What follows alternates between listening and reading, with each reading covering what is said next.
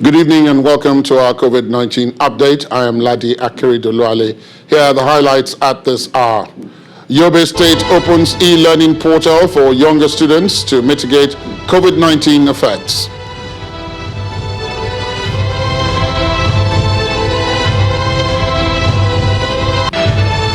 Ahead of expected opening of domestic aviation in Nigeria, finishing touches at the airports in Lagos and Abuja.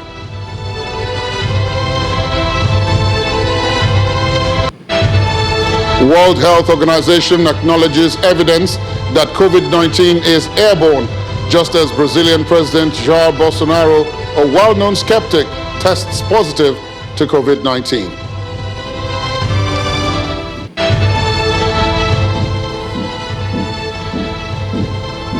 As schools remain shut, Yobe State says it's currently running an extra lesson for students of junior secondary school across the state to assist them continue with their studies while at home.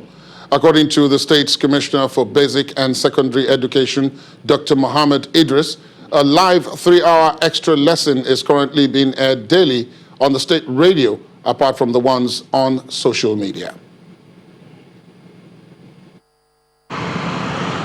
It's been over 4 months since the students have been off the four walls of a classroom owing to the novel coronavirus pandemic. In Damaturu, the Yobe State capital, these children keep themselves busy playing football within their vicinity. Some others use their time to learn vocational skills, while this category of students engage in trading activities, hawking food items across parks.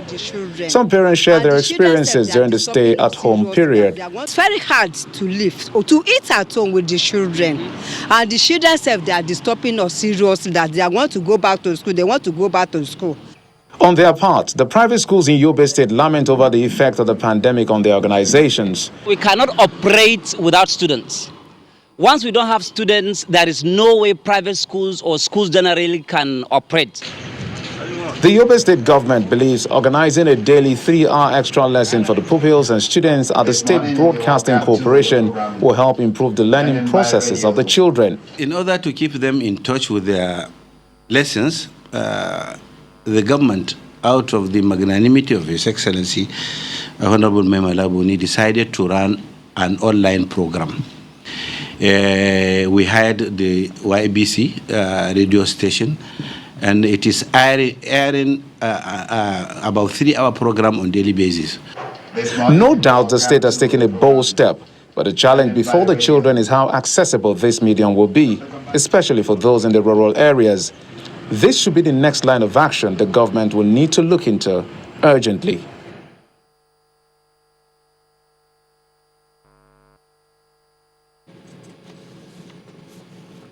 The Kwara State government today announced the death of the Chief of Staff to its governor, Mr. Aminu Adisa Logun, who died of complications from COVID-19.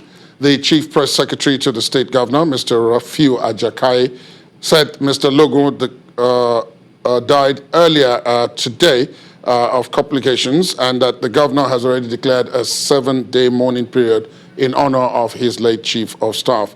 A statement from the government commiserates with the family of Mr. Logun and the entire Laurier Merit for this tragic development.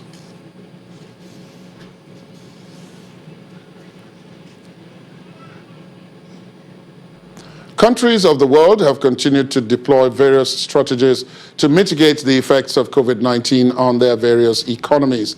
As an oil-producing country, like others in OPEC and non-OPEC members, whose incomes have plummeted owing to glut and low demand, Nigeria has initiated several cost-cutting measures and efficiency-driven industry cooperatives just to buffer the effects of the COVID-19 pandemic on the country.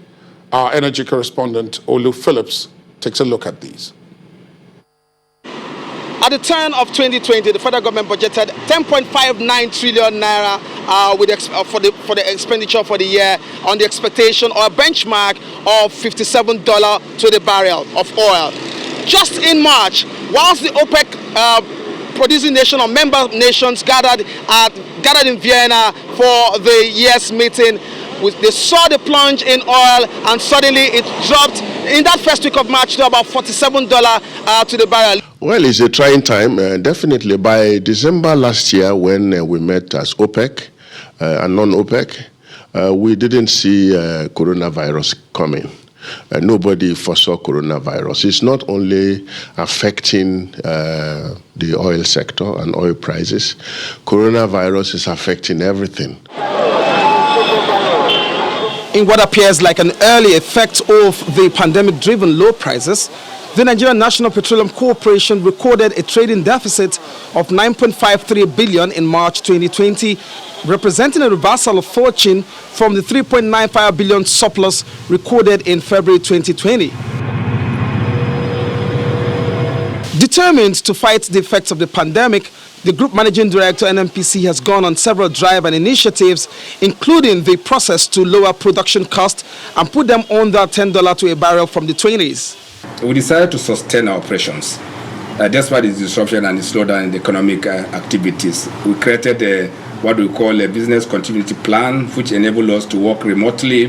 And I can confirm to you that we are much more efficient during this lockdown than we ever were. For international oil companies, especially from their home countries, they have announced policies that address the global position, and most of which are cuts. Shell's Van Buden says the strategic review was a result of the economic crisis caused by the coronavirus pandemic, something they believe will accelerate the world's transition towards greener energy. In addition, Shell recently announced a voluntary redundancy scheme in response to a sharp drop in revenue as oil price tumbled. ExxonMobil Corporation has said it intends to cut operating costs by 15%, not including layoffs. Chevron is planning a 10% to 15% reduction in its global workforce this year, the biggest cuts to headcount yet among global oil majors following the COVID-19 pandemic. The company aims to reduce costs to ride out the worst crude price crash in a generation. French energy major Total now faces a revenue shortfall of at least $12 billion due to crashing oil prices. Olu Phillips, Channels Television News.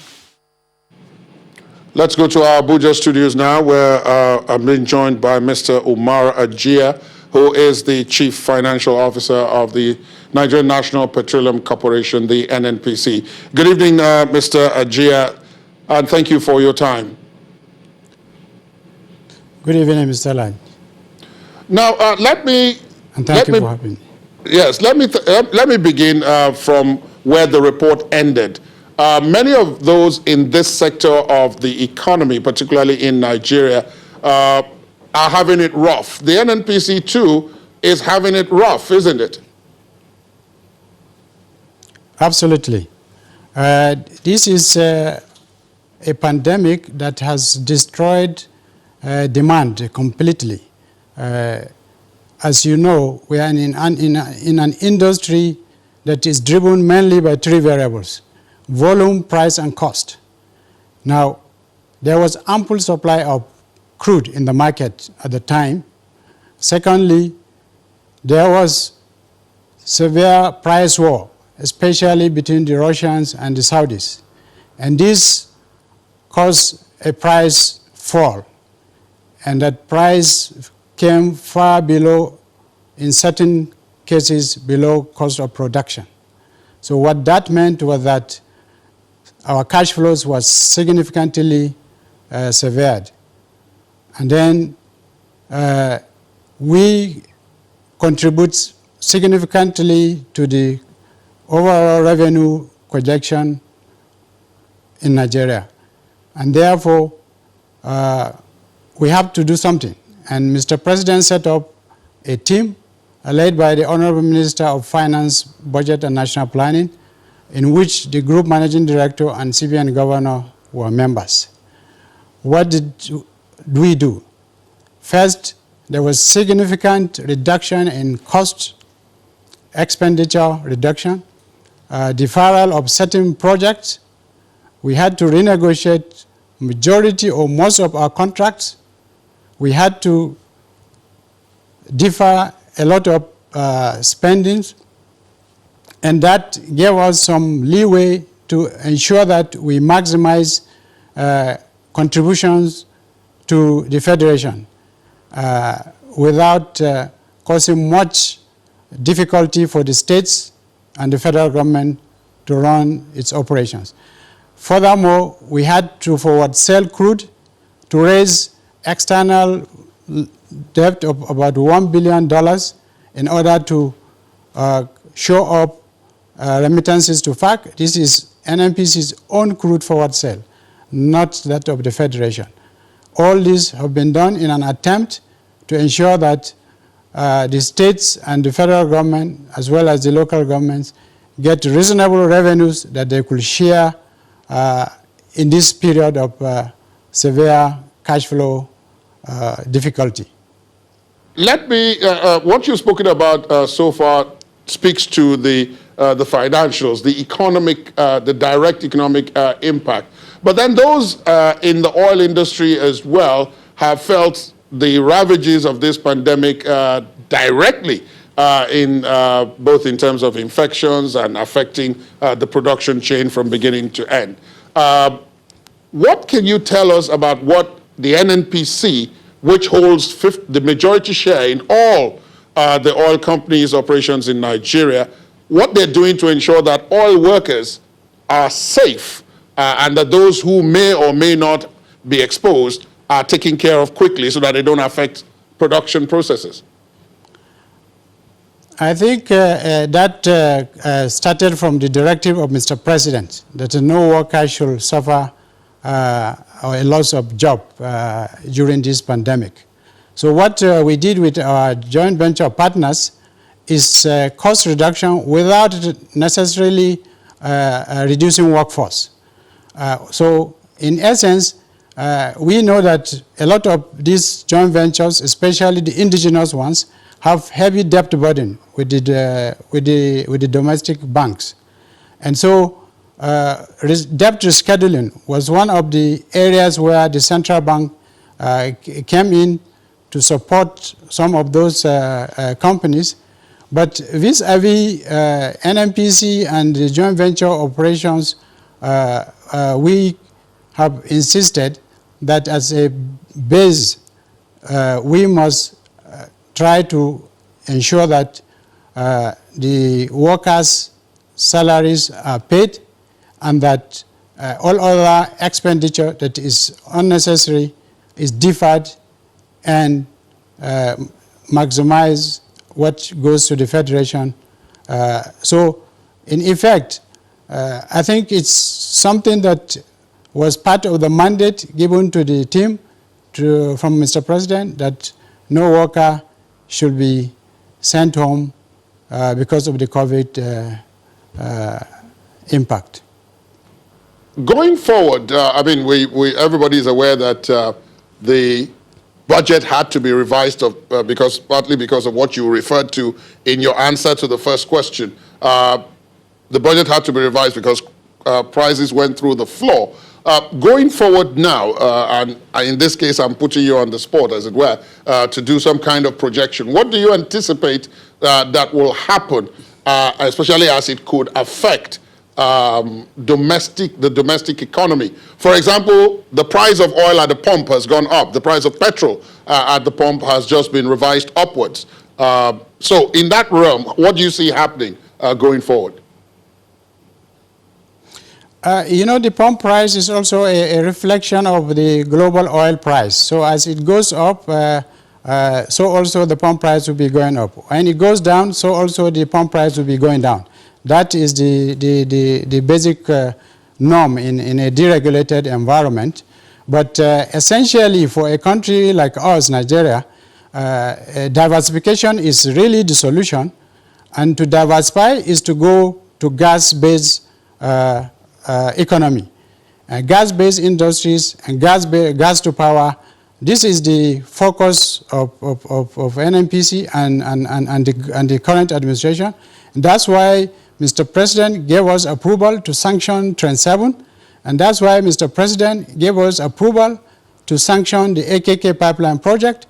This will bring gas which will rekindle a lot of industries that had gone down in many cities from Abuja to Kaduna to Kano.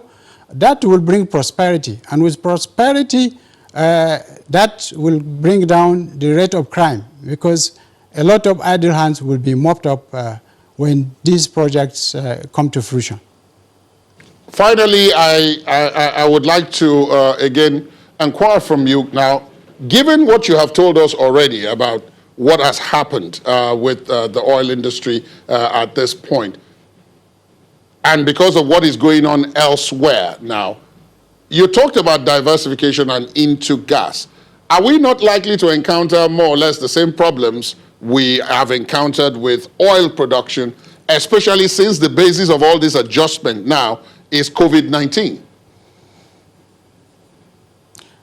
You know, the difference is that oil production, we've been producing oil to sell to the international market. And on the gas side, of course, we have the LNG project, which is also, whose price is determined by the international market. But going to gas-based industrialization and gas to power in Nigeria, this is for the purposes of Nigerian economy and economic growth and job creation, and therefore prosperity for the Nigerian people.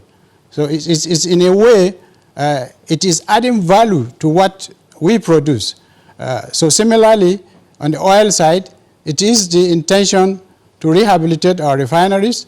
We're adding value and using what we have in country as opposed to importing.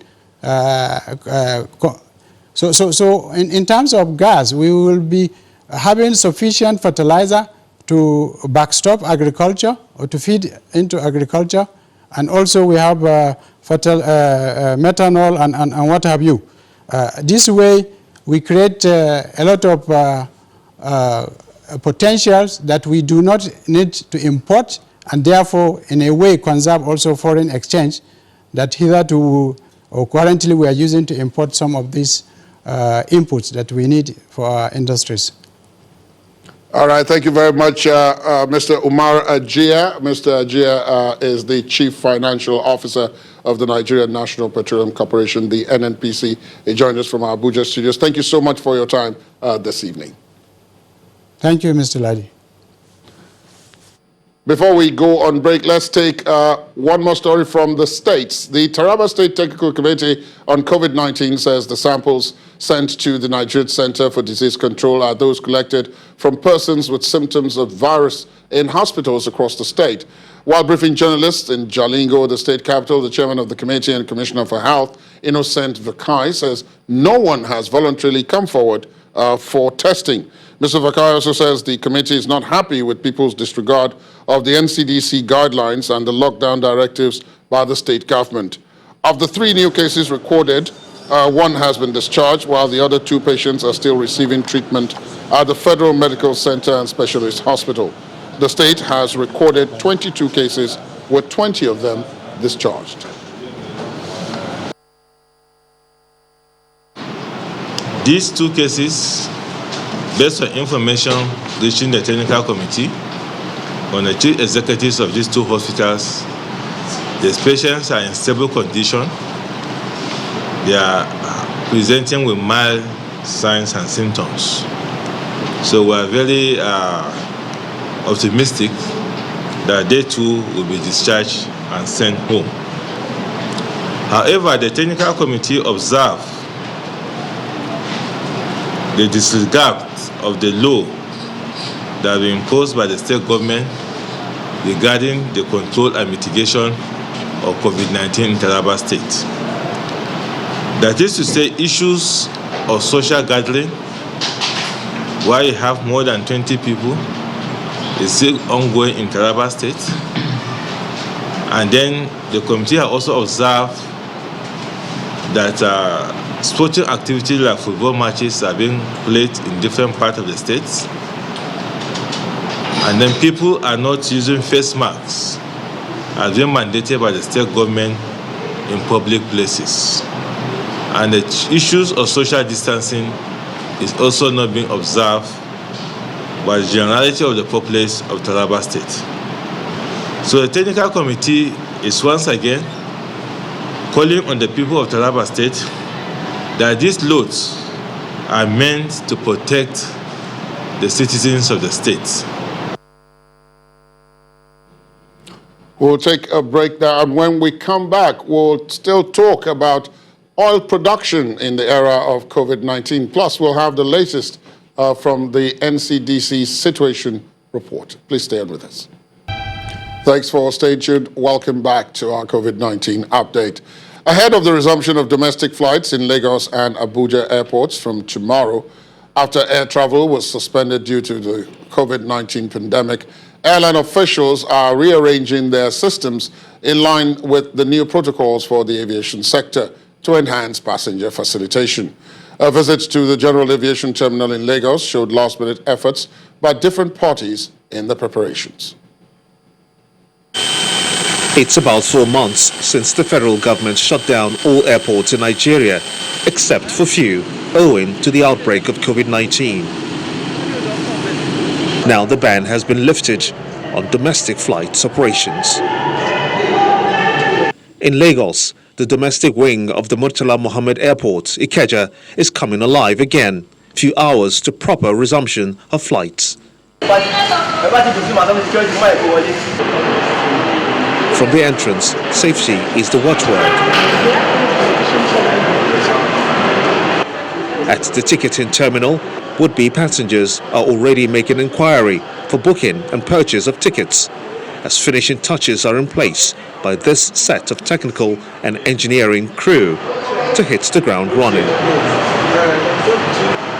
Airline officials modified their systems to conform with the new safety protocols for the aviation sector for easy access and passenger facilitation. We encourage you to check in online, print your own boarding pass, and come to the airport.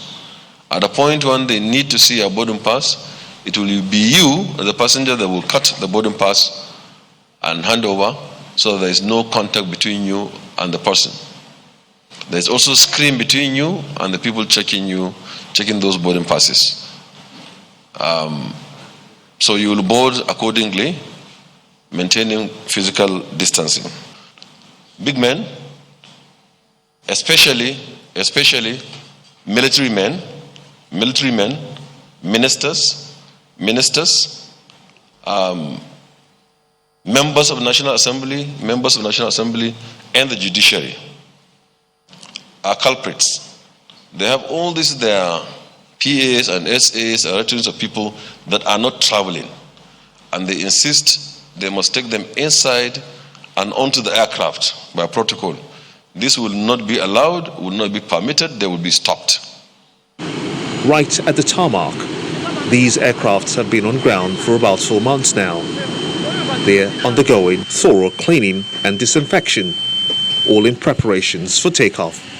Some sensitive parts of the craft are also not left out in the cleanup. It is not injurious to passengers.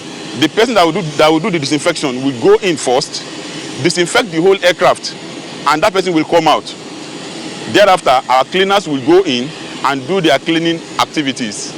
And after they finish with this cleaning of the thing, the person that is doing this disinfection will go in again for the second time and disinfect the aircraft, thereby leaving the aircraft for the next 1 hour before we start boarding passengers. As flight operations kick off with the influx of passengers to airports across the country, aviation industry players can only hope that all safety protocols will be strictly adhered to curb the spread of the virus. Now the latest figures. All the 36 states in Nigeria plus the Federal Capital Territory have now recorded cases of COVID-19. As the Nigeria Center for Disease Control, the NCDC, officially logged Cross River State on the daily report list. The center announced 5 infections in the state yesterday.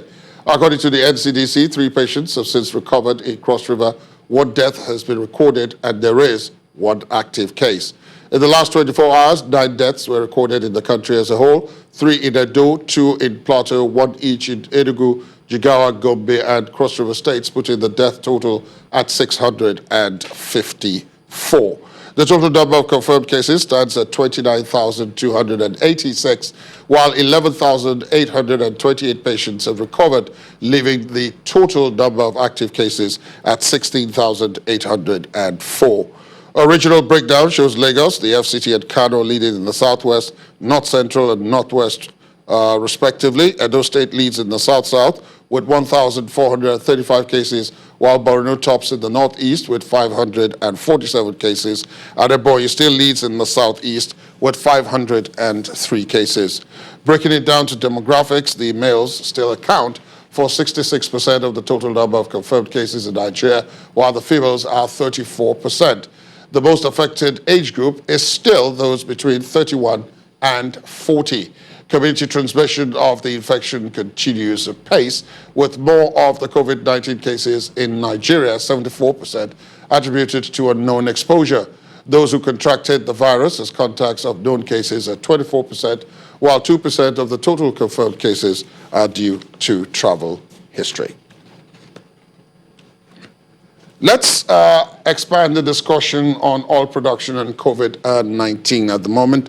We'll return to our Abuja studios where Mr. Nick Odinowe, the chairman of the Petroleum Technology Association of Nigeria, PETSN, joins us. Good evening, Mr. Odinowe. Thank you for your time. Thank you very much. COVID-19, as we have heard from the NNPC's chief financial officer, has been completely disruptive of the oil industry in terms of depressing demand and, as a result, lowering prices. What can you tell us about what the operators are doing to combat this side of things? Thank you once again. A lot has been done by the operators. As I speak to you, we have reached out to the regulators to assist in making sure that the operators don't suffer. You will recall that at the onset of the COVID-19, that there was a knee-jerk reaction from the regulators, which resulted in the local operators being asked to cut down, give discounts that were not expected. And so what we've done so far is to engage to make sure that we'll continue to survive in the industry. Let me take that line a bit further, because as those who are a bit familiar with the oil industry know, it is a group activity. Most of the production takes place offshore on platforms where groups of people are together for long periods of time.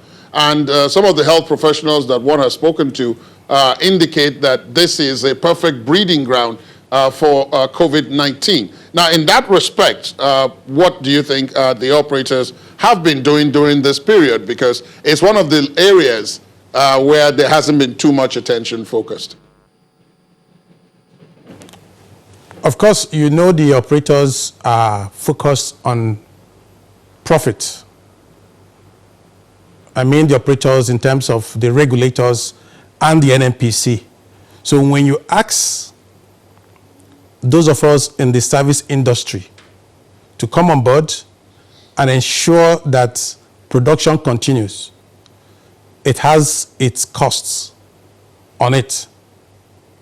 It is not true from what we're hearing that those of us in the service industry are contributors to the spike in COVID. As a matter of fact, the service industry is a sector that invested so much on safety and the well-being of her personnel while on board.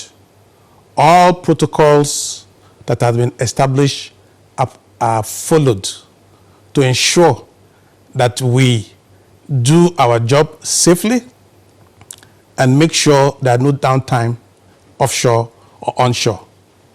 And we expect the regulators to assist the service industry by ensuring that we are paid for jobs done and that monies are available for us to continue to invest on our personnel such that they continue to work in a safe environment.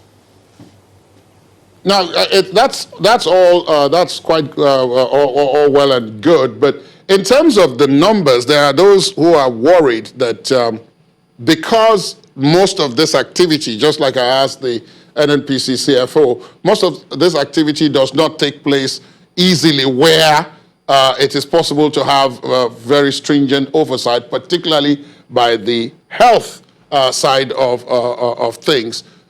They are more or less dependent on the operators and the service providers like your association to ensure that best practices, particularly health safety initiatives, are done on those platforms that you mentioned. Is that going on? Is that being done?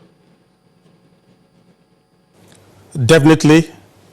It happens every day, every crew change. The protocols are purely observed to make sure that when you do your shift, you are kept in a safe environment where you are observed. And we insist that you minimize contact with those who have not been checked, because we understand the environment we operate, and it is critical that we continue to do this. I must tell you that the service industry has over the years been very, very critical on safety and the well-being of personnel. So for us, it is easier to align with the protocols that have been spelled out by NCDC, the WHO, and the owners of these assets. Indeed. Thank you very much, Mr. Nick Odinwe, the chairman of the Petroleum Technology Association of Nigeria. Thank you for your time this evening. Mr. Odinwe joined us from our Abuja studios. Now, to give us the public health perspective, I'm being joined on the program by our consultant public health physician, who is also a senior lecturer at the University of Lagos, Dr. Alera Roberts. Good evening, Dr. Roberts. She joins us via Skype from the Ikoyi area of Lagos. You've heard all the various technical terms there, but in reality, how much COVID-19 awareness do you think is ongoing on the rigs and offshore for oil workers who are sometimes out there for 2-3 months during this COVID-19 pandemic? Well, Nadia, as a matter of fact, I did reach out to a couple of people who I know work in the upstream sector of the oil and gas industry locally. And what I found is that they have conformed to their international regulations concerning the COVID-19, where they've extended their time on the rigs from 14 days on, 14 days off, to 28 days on and 28 days off. And of course, once they observe all the public health protocols that we've put in place of distancing, hand washing, and wearing masks, or preventing the spread of the virus. Don't forget that this is an industry that already has very, very, very strict health and safety protocols by the very nature of the industry that it's in. And they also have very, very strong health systems already, because, you know, when they do have a health problem, they're usually quite traumatic. So they've got very, very strong protocols that they've kept in place. And so adding an extra layer of security in terms of preventing the spread of the virus was actually quite easy for them. In fact, the biggest problem that they have faced is not so much the actual issues of illness or testing. It's the fallout of the glut in the oil industry that they're facing. So they are also in danger of furloughs and layoffs and people losing their jobs and their incomes and the attendant health problems, mental health problems that this brings. Now, just like you have been speaking with quite a number of those who work on some of these rigs, and from some of the conditions described, and then from what we had been told by people like you earlier on in the course of our tracking this pandemic, some of the conditions under which they operate, people in close quarters for long periods of time and so on, might present, maybe the word to use is might present ideal breathing grounds for COVID-19 once it gets in, if it manages to get in. Am I correct? That is true, and it will be an absolute disaster if the virus manages to slip onto an oil rig. I know that there were a couple of oil rigs in the New Orleans area that actually had to shut down, because more than 10 people on the rig tested positive for the virus, and even though they were largely asymptomatic, an overabundance of caution meant that they had to shut down. But they were shutting down anyway because of the oil gluts in any case. And so it is. You are very correct. It's a perfect petri dish, like the cruise ships were at the beginning of the pandemic. It becomes a perfect petri dish for the spread of the virus, and therefore necessitates very, very strict observance to the protocols of physical distancing, sanitation, hygiene, wearing masks. I'll let you go. I must ask you about this latest piece of information coming from the World Health Organization about evidence, acknowledging evidence that COVID-19 may now in fact be airborne. For those of us who are not really medically savvy, what does that mean? Well, that's a very good question, because there's a big difference epidemiologically between a disease that is airborne and a disease that is spread by droplet spread.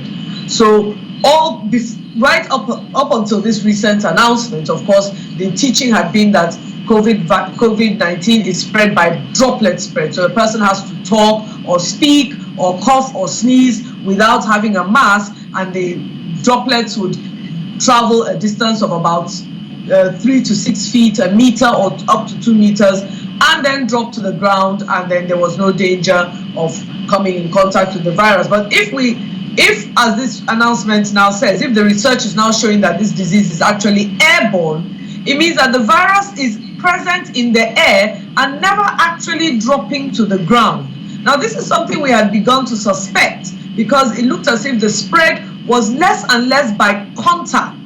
I remember how I used to tell you to wipe the surfaces with a household bleach. It's less and less by contact and more by being in the presence of people or a person who is shedding the virus, which lends strength to that research finding that this is an airborne disease. And it lends strength all the more to the public health intervention of wearing a mask at all times, covering the nose and the mouth. And what has even been found out that's even more interesting is that there's a video that's trending, which is actually a video of a research done to show the effectiveness of just an ordinary stitched cloth mask, in preventing the virus from getting into the atmosphere. So yes, this latest finding by WHO, this latest announcement by WHO is something we really do need to pay attention to, as far as begging, I'm not proud, begging everybody to please wear a mask, make sure their nose and mouth are covered anytime they go out in public. I shudder to think about the other implications that you didn't quite mention there, Dr. Roberts, about this. But of course, we will take this up in the days to come and see how that comes to pass. Dr. Alera Roberts, thank you so much for your time. Dr. Roberts joined us via Skype from Ikoyi in Lagos. Thank you so much. You're welcome. Thank you for having me.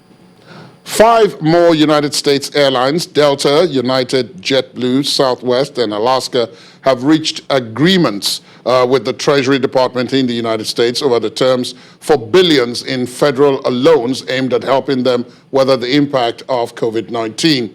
The terms, which weren't disclosed, require borrowers to compensate taxpayers with instruments, including warrants, stock, or senior debt, the Treasury Department has said. The 5 other American airlines, including American, already reached agreements with the Treasury Department last week. Our Washington, D.C. correspondent, Maria Byrd, has the details. The U.S. is knee-deep in the coronavirus, says Dr. Fauci. 32 U.S. states are showing increases in the number of coronavirus cases, and many states are not practicing CDC contact tracing guidelines. According to a recent report by Nephron Research, only 7 U.S. states have a sufficient number of contact tracers to meet the standard. The White House describes contact tracing as one of the core state preparedness responsibilities, despite the president's lack of calling for an increase in contact tracers in states across the country. This past weekend, he touted that the administration has successfully combated the coronavirus.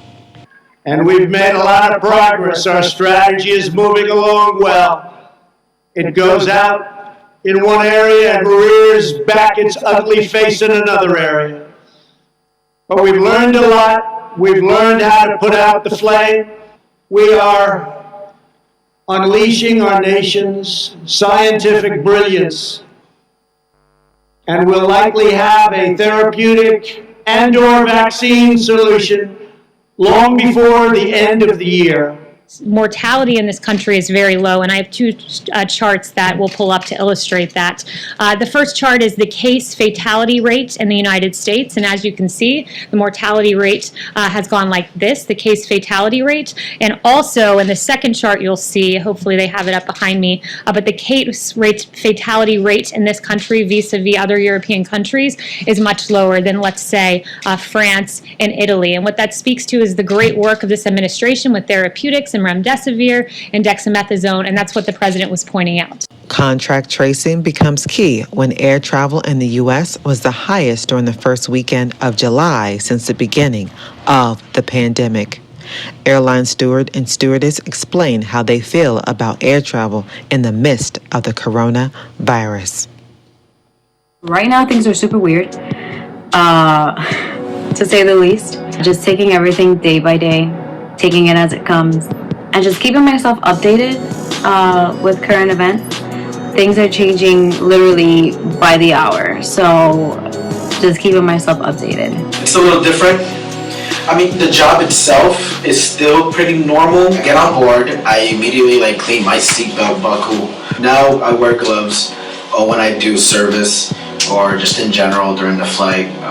Now we're allowed to do that. Before that wasn't really, we weren't able to do that. Definitely a nervous vibe around my colleagues right now in terms of what's to come. Like by summer, are we going to be employed or not? It's going to be a very interesting next couple of months. We'll see. State governments and the federal government are not always seeing eye to eye as it relates to protecting its citizens from the coronavirus. It is unclear as to what the next steps will be for America. From Washington, Maria Byrd, Channel Television News. Maria joins me now from Washington. Good evening, Maria. Thank you for your reporting. There was a coronavirus task force meeting today. Do you have any of the details about the outcome? Yes, the coronavirus task force today is really looking at some of what we've been discussing over the last couple of days. What is going to be done to slow down those spikes? And they're also talking about some of the antibody drugs that could be in the final phases, and obviously the vaccine piece that I think the president has been touting as something that's hopeful. But the biggest concern this time is that we're seeing that the younger people are the ones that are contracting. And as we've seen over the last few weeks, the U.S. Has some of the highest cases across the world. You've got a rise in cases in 32 states, but yet there's a problem in some of the states with contact tracing. Yes, contact tracing, unfortunately, has not been done to the standards that have been set forth. And so many states have not followed. And the real issue is manpower. We all know that, it takes a number of individuals. I mean, most states need a couple thousand individuals to be contract tracers. And this job was not done before in the U.S. And so many states have to find the funding to be able to hire these contract tracers. And again, to see the importance of contract tracing, there's plenty of examples. I spoke to someone in Florida that had recently come from out of town, and their spouse had contracted COVID-19. And as they stated, their friends only received a couple of phone calls. Not everyone even received a phone call as it relates to the contract tracing. So we know that many states are failing in this area. Indeed, Maria, as the cases rise, almost 3 million of them now, yet the president seems to be quite optimistic. Yes, the president, obviously, we're in election season, and so politics is playing its part. And again, the president has not really had a formal information and request out for individuals to wear masks. We see that he does not wear a mask typically when he's out in public. He's still holding rallies.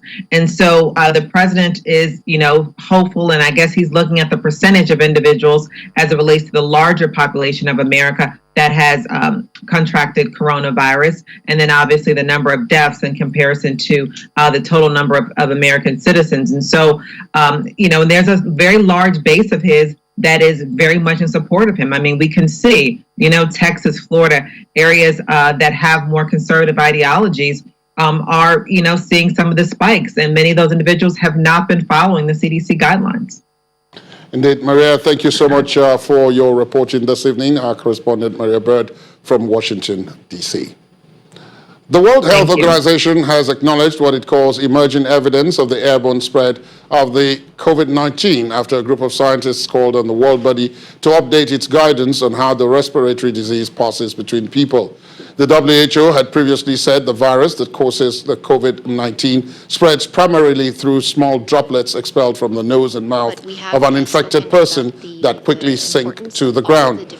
Meanwhile, Brazil's President Jair Bolsonaro has tested positive for the coronavirus. He made the revelation himself to reporters, saying he was in good health and was taking hydroxychloroquine. Mr. Bolsonaro has consistently downplayed the threat of the virus, calling it a little flu. Brazil has the second highest number of COVID-19 cases after the United States at over 1.6 billion and a death toll of over 65,000. That's our COVID-19 update tonight. Thanks for being with us. I'm Ladi Akiridulali. Good night.